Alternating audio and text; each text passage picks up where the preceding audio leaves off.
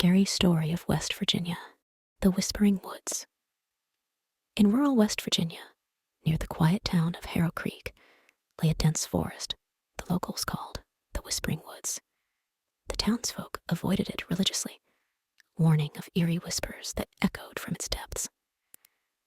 Legends said those who entered after dark were drawn into the forest's heart by these whispers, never to return.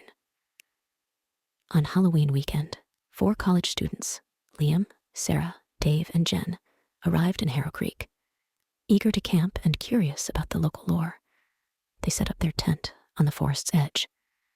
They laughed and shared ghost stories around a crackling fire, ignoring the strange hush that settled around them as the night deepened. It began as a faint sound, so quiet that Sarah almost dismissed it. But the whispers grew louder, weaving through the night air like a hypnotic song.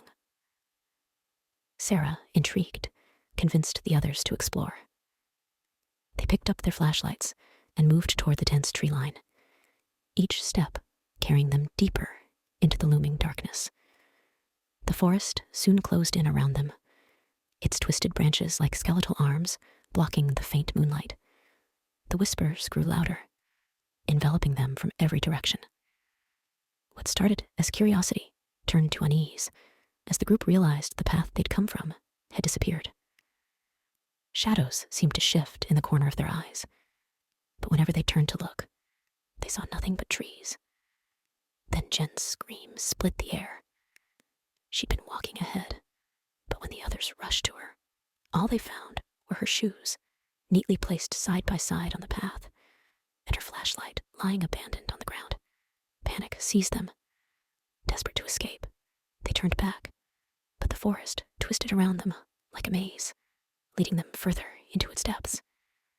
Suddenly, Sarah was pulled into the shadows, her terrified gasp swallowed by the whispers.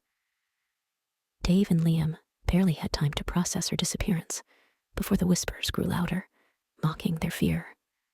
Stumbling through the darkness, they found themselves in an old, forgotten cemetery. Moss-covered tombstones leaned at odd angles, some with dates from the 1800s.